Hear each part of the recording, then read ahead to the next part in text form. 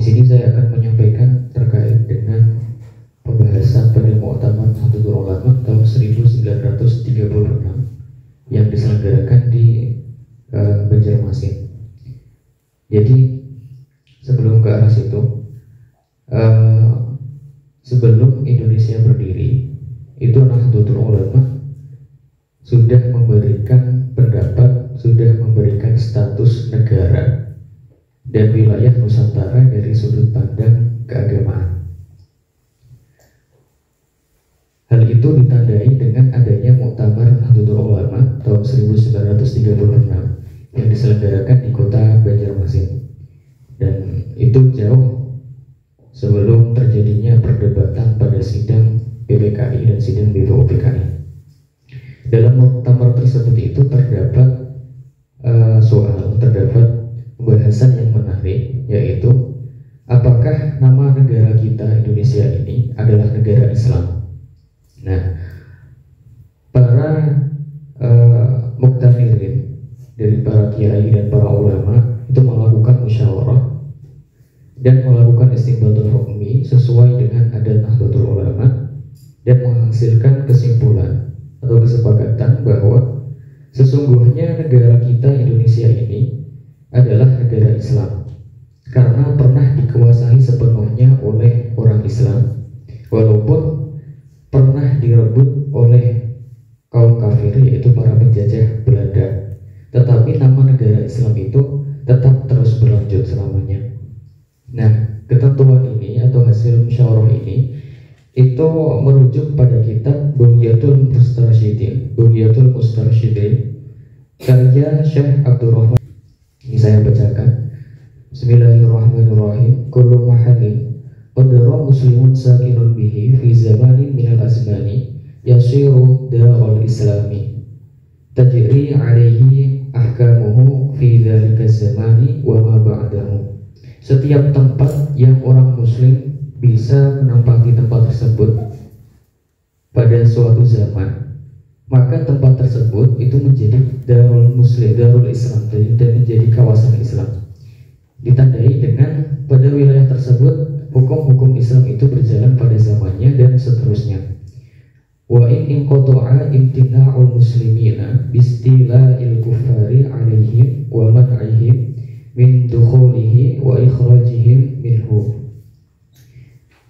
Tetap dinamakan sebagai negara Islam walaupun kekuasaan muslim itu sudah diruntuhkan karena kekuasaan orang-orang kafir, atau dengan sebab orang muslim dilarang memasuki kawasan tersebut, atau dengan sebab orang muslim diusir dari kawasan tersebut.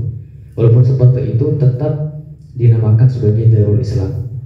Wa hina idzin fatasmiyatuhu darul harbi suratan la hukman fa'ulima anna ardu batawi bal wa ghaliba ardu jawata daru islamin bistila'il muslimina 'alaiha qabla al-kuffar. Nah, katanya tadi sudah direbut oleh kaum kafir atau penjajah Belanda, tentunya disebut Darul Harbi. Nah, pada konteks ini penamaan Darul Harbi ketika Indonesia dijajah oleh Belanda itu hanya secara suratan, secara formal saja. Tapi secara hukuman itu tetap negara Indonesia adalah negara Islam atau Darul Islam.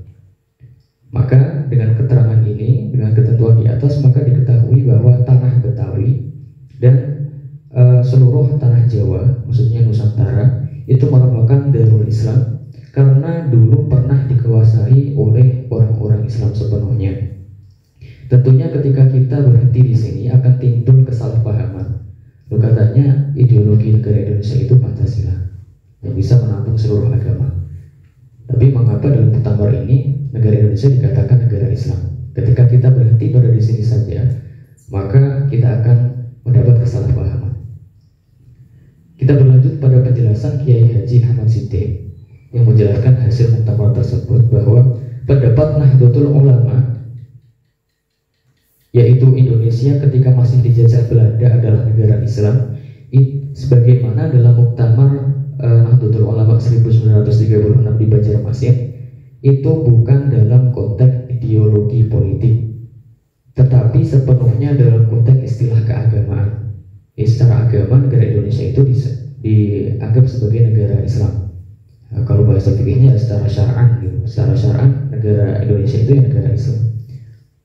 Lebih tepatnya kata beliau Kiai Haji Ahmad Siddiq diartikan sebagai wilayah Islam. Poin utama merumuskan pendapat tersebut itu ada pada kata wilayah Islam, karena nanti akan timbul implikasi pada hukum-hukum yang akan disebutkan.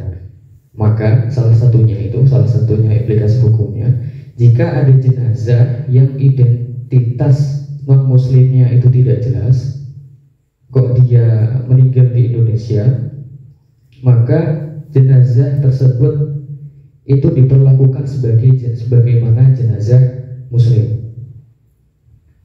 Jadi saya ulangi, ketika negara Indonesia disebut negara Islam, maka ketika ada jenazah yang tidak jelas status non muslimnya, itu harus diperlakukan sebagaimana jenazah Islam, karena negara Indonesia disebut Darul Islam. Selain itu, karena negara Indonesia adalah wilayah Islam, maka ada konsekuensi-konsekuensi yang harus dilakukan oleh para penduduknya, yaitu menghindari dari pemberontakan, kemudian mencegah perampokan, menjaga ketertiban dan sebagainya. Walau demikian, ini masih meneruskan perkataan dari Kiai Haji Ahmad Siddiq. Walau demikian, Nahdlatul Ulama tetap menolak milisi Hindia Belanda karena mendukung para penjajah itu menurut Islam adalah haram. Nah, ini bisa dilihat nanti di buku Piagam Kebangsaan halaman 52. Nah, dari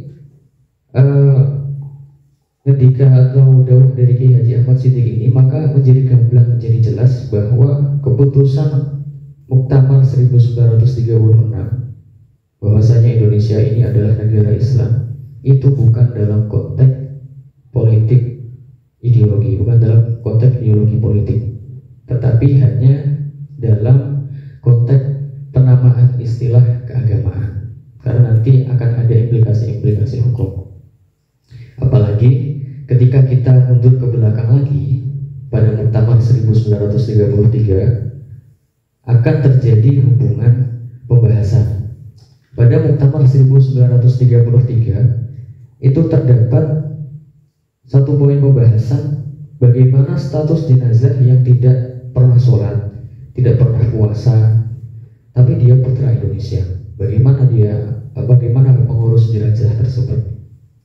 Nah, para muktamirin itu menghasilkan keputusan tetap diperlakukan sebagaimana jenazah muslim selama dia tidak menyatakan kekufuran baik secara qaul atau secara fi'l. Nah, ini bersumber dari kitab Bujairomi Al-Iqna juz 4 bab Janaiz, mengatakan bahwa setiap bocah baik laki-laki atau perempuan dan setiap baci itu dianggap sebagai orang Islam dengan 3 sebab. Salah satu sebabnya, yang pertama sebabnya adalah orang tuanya Islam. Kemudian bersumber lagi dari kitab Baghiyatul Mustarsyidin bahwa wajib merawat jenazah yang diakui dan dihukumi sebagai orang Islam, walaupun orang tersebut banyak dosa, walaupun tidak pernah mengerjakan sholat, meninggalkan sholat dan melakukan kemaksiatan lainnya, selama dia tidak mengingkari kebenaran syariat tersebut. Nah, dari keputusan Muktamar 1933 ini akan muncul persoalan lagi. Tadi alasannya ketika orang tuanya Islam. Nah, sekarang bagaimana kalau orang tuanya itu tidak diketahui status Islamnya? Jadi ada jenazah tidak pernah sholat, tidak pernah puasa, terus tidak diketahui orang tuanya Islam atau enggak, ini tidak diketahui. Nah, maka dihubungkan dengan Muktamar 1936 akan terjadi koneksi bahwa status jenazah tersebut dihubungkan dengan status wilayahnya. Kalau Nusantara ini adalah wilayah non-Islam, maka jenazahnya ya non-Islam pengurusannya. Tapi kalau Nusantara ini adalah wilayah Islam, Darul Islam, maka jenazahnya berhak mendapat perlakuan sebagaimana jenazah Islam, jenazah Muslim.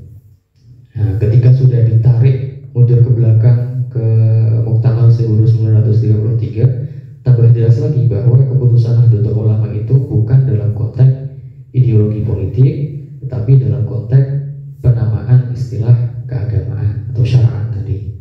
Nah, ketika melihat dari sisi ini, kita bisa merasakan bahwa kebenaran hikmah yang disampaikan oleh para ulama, Nahdlatul Ulama, para ulama yang ada di pondok pesantren, yang mengatakan bahwa Nahdlatul Ulama itu adalah pakunya Nusantara. Mengapa bisa dirasakan seperti itu? Karena ketika Nahdlatul Ulama memutuskan negara Indonesia ini adalah Darul Islam, maka ada konsekuensi mempertahankan wilayah Islam itu seterusnya. Nah, pempertahanan wilayah Islam itu bisa dilakukan oleh segala sektor, oleh Nahdlatul Ulama. Yang mendampingi pemerintah juga melakukannya. Dulu ditandai dengan revolusi jihadnya Kiai Haji Hasyim Asy'ari, sampai sekarang terus mendampingi pemerintah. Kemudian yang ulama yang ada di pondok pesantren terus menabur, terus menanam generasi-generasi Nahdlatul Ulama menjadi faqih. Yang ada di masyarakat terus membina masyarakat, yang menjadi santri terus belajar agar nanti menjadi faqih, baik ingin menekuni tafakuhnya atau menekuni saintifiknya. Itu semuanya keluarga besar Nahdlatul Ulama ini bahu-membahu untuk mempertahankan status wilayah Islam yang ada di Indonesia ini. Mengapa harus dipahami dari seperti ini? Karena ketika kita menganggap bahwa Islam itu merupakan identitas ideologi politik, itu akan berbahaya. Bukan berarti Islam tidak mampu untuk menangani masalah politik, bukan. Tapi ketika Islam dijadikan ideologi politik, maka pasti akan ada oknum yang memanfaatkannya untuk mengabadikan kekuasaannya atau menjual nama agama demi apa. Kita bisa lihat yang ada di Timur Tengah, bahkan sampai sekarang itu masih memperebutkan kekuasaan. Akidah ini saling bertabrakan. Nah, di Indonesia ini banyak sekali akidah, banyak sekali aliran. Itu diamankan semua, dijaga keutuhannya, dijaga persaudaraannya oleh Nahdlatul Ulama, ya disisir dari segi mematahankan wilayah Islam ini. Karena balik tadi ketika sudah disebut wilayah Islam, ya otomatis ada konsekuensi menghindari kerusuhan, menghindari pemberontakan dan lain sebagainya. Jadi seperti itu. Jadi kesimpulannya, Nahdlatul Ulama ini telah memutuskan bahwa negara Indonesia adalah negara Islam dilihat dari konteks penamaan istilah dari penamaan istilahnya, tidak dalam konteks ideologi politik kebangsaan. Jadi sekian dari saya, kurang lebihnya mohon maaf. Wallahu muwaffiq ila aqwamit thoriq.